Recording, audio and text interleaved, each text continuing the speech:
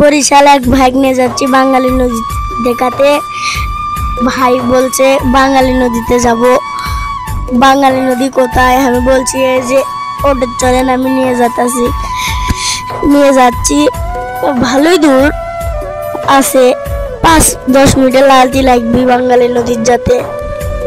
আচ্ছা, ওই নদী কি অনেক বড় না ছোট? নদীটা বড়, ভালোই বড়। ওই নদীতে কি বর্ষার সময় পানি হয় কেমন? ভালোই পানি হয়, নামা যায় না, ডুবে যায় মানুষ। তাই না? হ্যাঁ পানি অনেক স্রোত থাকে। হ্যাঁ, স্রোত থাকে। আচ্ছা, নদীতে মাছ নাই? আছে, মাছ টাছ সবই আছে। মানে কি মাছ আছে নদীর ভিতরে? বোল মাছ আছে, রুই মাছ আছে, এগুলো আছে। ও তাই না? তাহলে আজকে আমরা যাইতেছি কোথায়? বাঙালি নদী। বাঙালি নদী। হ্যাঁ প্রিয় দর্শক, আমরা এই ছোটদেরকে নিয়ে চলে আসলাম, যাইতেছি আপনাদেরকে একটু বাঙালি নদীটা দেখাবো। এই বগুড়ায় বিখ্যাত এক নদী বাঙালি নদী। এই নদীর উপরে বড় ধরনের এক সেতু ব্রিজ বয়ে চলেছে। আমরা আপনাদেরকে দেখাবো যে সেই বাঙালি নদী। তুমি কি অনেক কোন সময় গেছিলা? হ্যাঁ গেছিলাম। কতবার গেছো?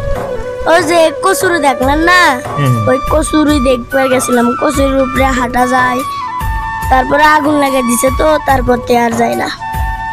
কচুরি আগুন দিয়ে পুড়ে ফেলেছে না? হ্যাঁ। প্রিয় দর্শক, আমরা আপনাদেরকে এমন এক জায়গায় নিয়ে যাব, এই বাঙালি নদী পরিচিত, বগুড়ার বিখ্যাত বাঙালি নদী নামে পরিচিত। ওই নদীর ভিতরে অনেক কচুরি পানা আছে, সেটা আমরা দেখার জন্য যাব। ওই কচুরি পানা নাকি আগুন দিয়ে ধরিয়ে দিয়েছে। তো আমরা দেখব আগুন দিয়ে কিভাবে পানির উপরে কচুরি পানা ধরিয়ে দিয়েছে, আর সেগুলি বলে পুরে পুরে কালো হয়ে গিয়েছে। আমরা একটা ভ্যান ভাড়া নিলাম। এই ভ্যানে চড়ে আমি আর আমার ছোট বগুড়ার ছোট ভাই, তাকে নিয়ে আমরা রওনা হয়েছি। আপনারা দেখতে পাচ্ছেন এখানে ইতিমধ্যে আমরা অনেক কিছু লক্ষ্য করতে পারছি। যে ভ্যান, আমাদের দেশে যে ভ্যানগুলা আর এদিকের যে ভ্যান, অনেক পার্থক্য আছে। ভ্যানের দুই পাশে ছিট করে আছে, ছিটের ভিতরে 3 জন করে 6 জন মানুষ বসা যায়, সুন্দর মতো চেয়ার সিস্টেম। আর আমাদের বরিশালে তো ভ্যানে কোনো চেয়ার সিস্টেম হয় না, ওখানে ঢালাভাবে আমাদের বসতে হয়। আল্লাহ তাআলার প্রকৃতি, এক এক দেশে এক এক প্রকৃতি দিয়ে আল্লাহ তাআলা সাজিয়ে রেখেছেন। আমাদের বরিশাল অঞ্চলে আমরা যেদিকে তাকাই সেদিকে দেখি বিশাল বড় বড় নদী থাকে, নদী এবং কি সাগর। নদী সাগরের কোনো শেষ নেই।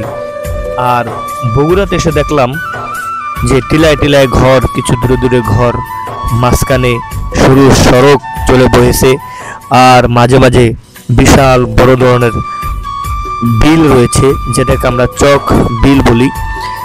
আর রাস্তার সাইডে দেখলাম কাঁঠাল গাছ। প্রতিটি গাছে নিচ থেকে উপর পর্যন্ত কত সুন্দরভাবে থোপায় থোপায় কাঁঠাল হয়ে রয়েছে। আসলে এদিকে কাঁঠালের ফলনটা অনেকটাই বেশি হয়ে থাকে, এজন্যই এই বগুড়াতে কিন্তু কাঁঠালের দাম অনেকটা কম।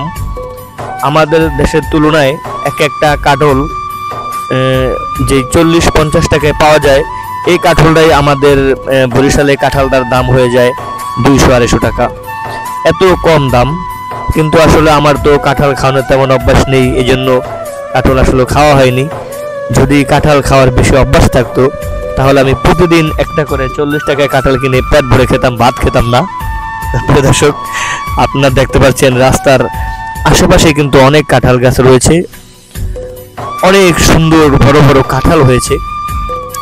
আমরা প্রায় চলে আসলাম সেই বাঙালি নদীর কাছে। আপনারা আমাদের সাথে থাকুন, আপনাদের সাথে পরের ভিডিওতে দেখা হবে।